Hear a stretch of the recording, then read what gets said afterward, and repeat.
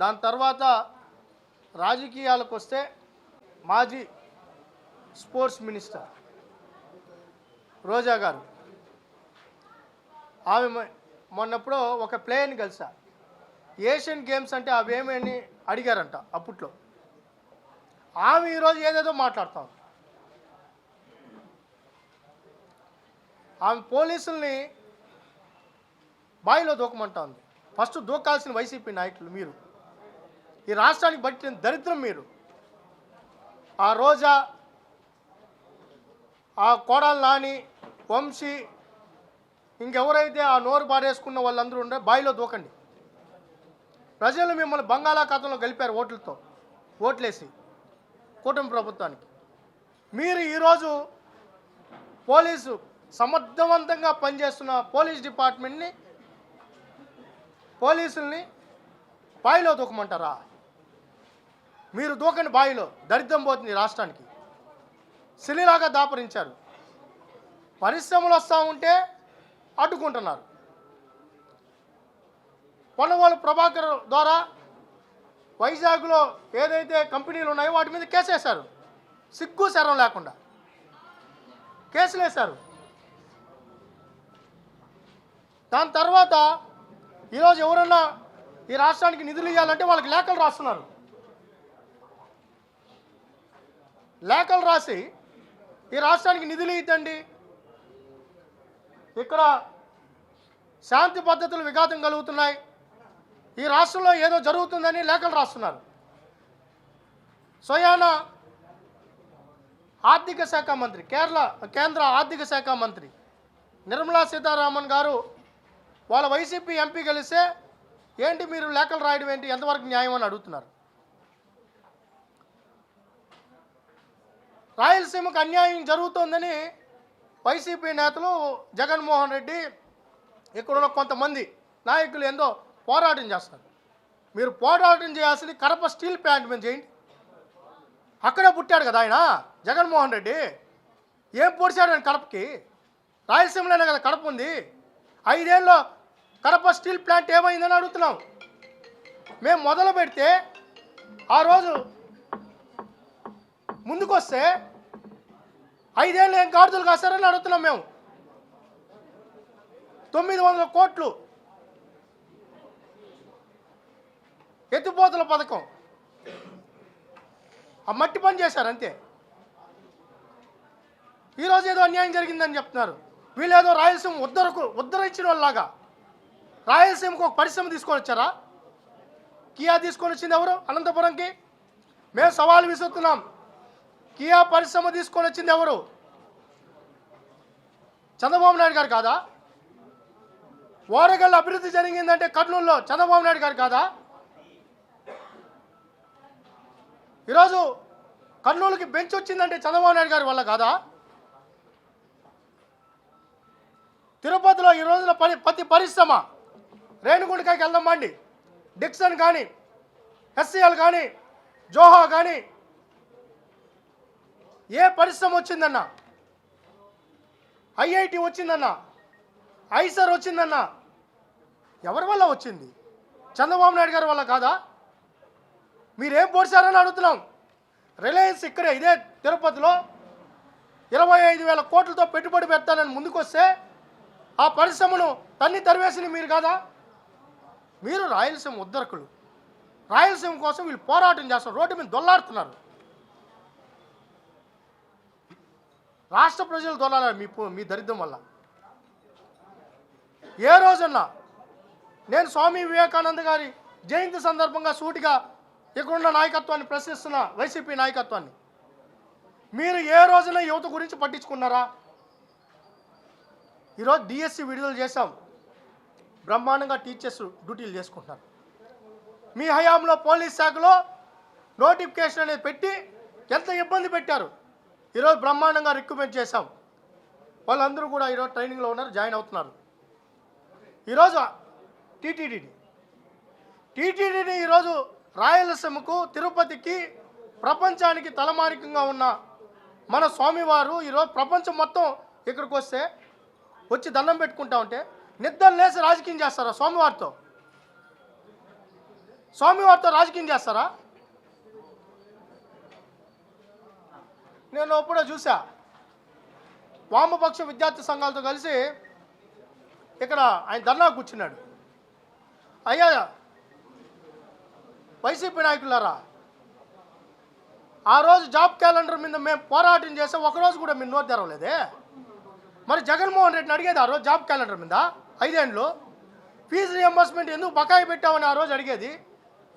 మీకు ఇంకో విషయం చెప్పాలి, మొన్న కేసులు పెట్టారన్నారు కదా, ఆ కేసులు పెట్టిన తెలుగుదేశం కాదు, కూటమి ప్రభుత్వం కాదు, వైసీపీ జగన్మోహన్ రెడ్డి. వాళ్ళ నాయకుడు నాన్ బెయిలబుల్ 353 సెక్షన్ వాళ్ళ నాయకుడే పెట్టించాడు. బైజూస్ అనే కంపెనీని తీసుకొని వచ్చి ఎడ్యుకేషన్ డిపార్ట్మెంట్ని మొత్తం విద్యా వ్యవస్థ అంతా తాకట్టు పెట్టాడు. బైజూస్ని తీసుకొని వచ్చి ఆ బైజూస్కు వ్యతిరేకంగా ఆ రోజున్న విద్యార్థి సంఘాలు మేము కూడా పోరాటం చేస్తే మీరే సాక్షి. ఆ రోజు జరిగిన ధర్నాకి 353 సెక్షన్ పెట్టింది జగన్మోహన్ రెడ్డి. 353 సెక్షన్ పెట్టింది జగన్మోహన్ రెడ్డి మీద ఈరోజు బేడీలు వేసుకొని సంఖ్యలు వేసుకొని చూపిస్తున్నాడు ఆయన. అయ్యా నువ్వు వేసుకోవాల్సిన తాడేపల్లి కొంప ముందు పెట్టుకో. అయ్యా జగన్మోహన్ రెడ్డి, వామపక్ష విద్యార్థుల మీద, టీఎన్ఎస్ఎఫ్ వాళ్ళ మీద, తెలుగు యువతల మీద కేసులు పెట్టించి నువ్వు అది తప్పు అని చెప్పి ఆడిపోయి నిలబడు. దుష్ప్రచారాలు చేయడంలో, అడ్డదిడ్డంగా వాదించడంలో టీడీడీ సొత్తుని ఎవరయ్యా రోడ్డు పాలు చేసింది? బిఆర్ నాయుడు గారు చేశారా? బిఆర్ నాయుడు గారు చేశారా? మీరు చేశారు. ఈరోజు మీరు చూడండి నాసిరకం రోడ్లు. కాబట్టి మేము అడిగేది ఏంటంటే, బాధేస్తుంది, కళ్ళల్లో నీళ్ళు వస్తున్నాయి. యువత పక్షాన స్వామి వివేకానంద గారి స్ఫూర్తితో ఈ రాష్ట్రంలో క్రీడాభివృద్ధి జరగాలి, ఈ రాష్ట్రంలో ఉపాధి పొందాలి ప్రతి యువకుడు, పరిశ్రమలు రావాలి, పెట్టుబడులు రావాలి, ప్రశాంతంగా జీవించాలి, డ్రగ్స్ రహిత, గంజాయి రహిత రాష్ట్రంగా ఉండాలి, ఉక్కు కండరాలు లాంటి ఉక్కులు తయారవ్వాలి. ఈరోజు మంచి యువత ఉంది మన దగ్గర, మంచి టాలెంట్ ఉంది. ప్రోత్సహిస్తే ఎంత దూరమైనా వెళ్తారు, ఏమైనా సాధిస్తారు. ఆ సాధించేదానికి సపోర్ట్ చేయడానికి ప్రభుత్వం సిద్ధంగా ఉంది. కాబట్టి ఈరోజు ఒక పక్క అభివృద్ధి చెందుతుంటే అడ్డంకులు సృష్టిస్తూ విధ్వంసాలు సృష్టించాలనే ప్రయత్నం జరుగుతోంది. మేము ఒక రిక్వెస్ట్ చేస్తున్నాం, విద్యార్థి సంఘాలకు కానీ, యువజన సంఘాలకు కానీ, ప్రజలకు కానీ, పేరెంట్స్కి కానీ అప్పీల్ చేస్తున్నాం. ఇచ్చిన ప్రతి హామీని నెరవేరుస్తాం, ఇంకా బెటర్గా ఆలోచిస్తాం, ఇంకా మంచి చేయడానికి ముందు సిద్ధంగా ఉన్నాం. కాబట్టి మీ మద్దతు ఉండాలని. ఈ రాష్ట్రం నిజంగానే మీరు ఒక ఆశ్చర్యమైన విషయం మీరు అందరూ చూడొచ్చు. మీరు కావాలంటే ఏ నియోజకవర్గంలోనో పోయి చూడండి, 15 లక్షలు, 20 లక్షలు, 50 లక్షలు, ₹1,00,00,000 వరకు 3 నియోజకవర్గాలు 2 కోట్లు కూడా దాటి స్పోర్ట్స్కి ఖర్చు పెడుతున్నారు. Kabaddi, kho kho, volleyball, beach games,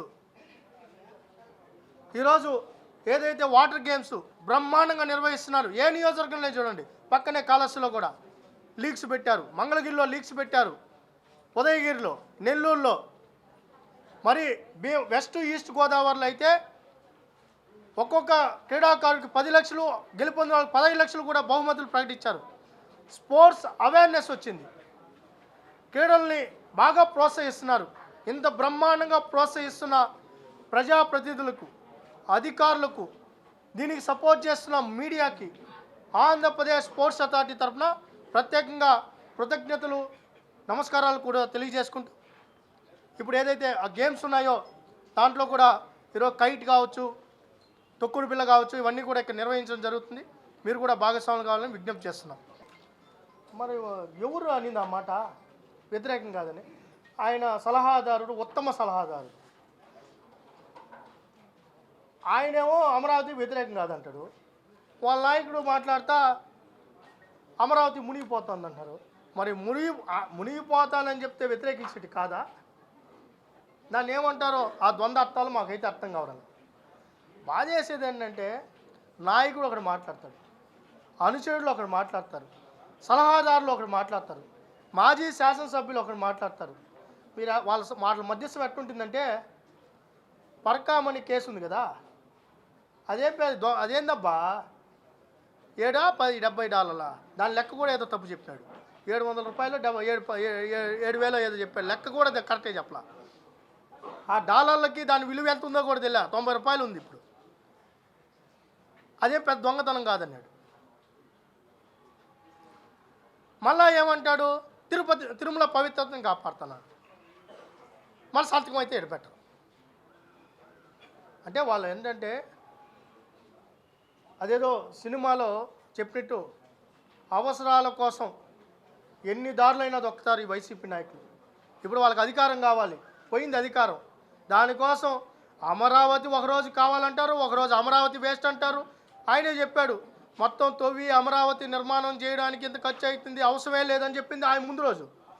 ఎప్పుడైతే ప్రజా సంఘాలు ప్రజలంతా వ్యతిరేకించారో మళ్ళీ సజ్జల రామకృష్ణారెడ్డి మీడియా ముందుకు తెర మీదకి వచ్చారు. కాబట్టి వాస్తవం చెప్పాలంటే ఇంక వాళ్ళతో ఏం పని ఉందబ్బా, ఇప్పుడు వైసీపీ నాయకులతో ఏం పని, వాళ్ళ మాటను ఎవరు తీసుకుంటారు?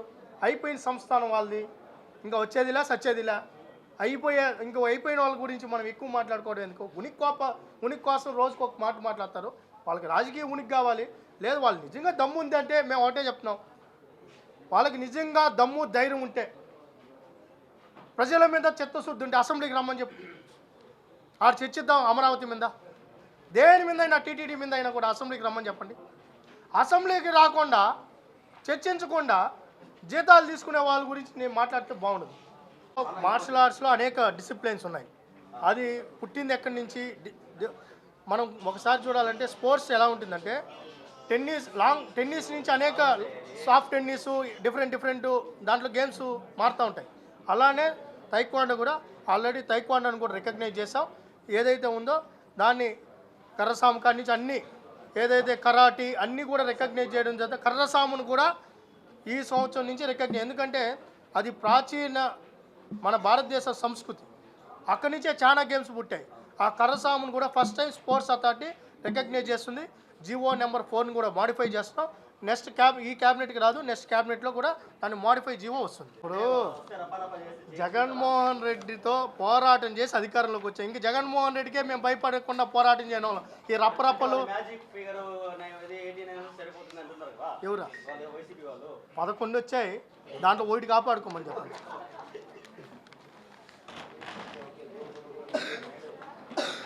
హిట్ టీవీ యాప్, ఇందులో short news, live news, entertainment shows, movies, digital magazines తో పాటు మీ జిల్లా వార్తలను కూడా ఫ్రీగా చూడొచ్చు. ఇంకెందుకు ఆలస్యం, వెంటనే హిట్ టీవీ యాప్ ని డౌన్లోడ్ చేసుకుని ఫ్రీగా ఎంటర్టైన్మెంట్ పొందండి. Hit TV app, hit TV app, please download hit TV app. Hit TV app ని ఫ్రీగా డౌన్లోడ్ చేసుకుని ఎంజాయ్ చేయండి. మీకు నచ్చిన ఎంటర్టైన్మెంట్ కోసం హిట్ టీవీ యాప్ ని ఫ్రీగా డౌన్లోడ్ చేసుకుని ఎంజాయ్ చేయండి. హిట్ టీవీ యాప్ ని డౌన్లోడ్ చేసుకుని ఆస్వాదించండి, ఆశీర్వదించండి. ఇంతమంది సెలబ్రిటీలు హిట్ టీవీ యాప్ ని డౌన్లోడ్ చేసుకోండి అని చెప్తున్నారంటే ఎంత మంచి యాప్ ఆలోచించండి. అమెరికా అమెరికాలో చదవాలనుకునే వాళ్ళకి విశ్వసనీయమైన పేరు మన శౌర్య కన్సల్టెన్సీ. UK లో 1 year masters, UK లో 1 year masters, 2 years work permit up to 5 years visa. Contact Saurya Consultancy. Contact 89851 89851.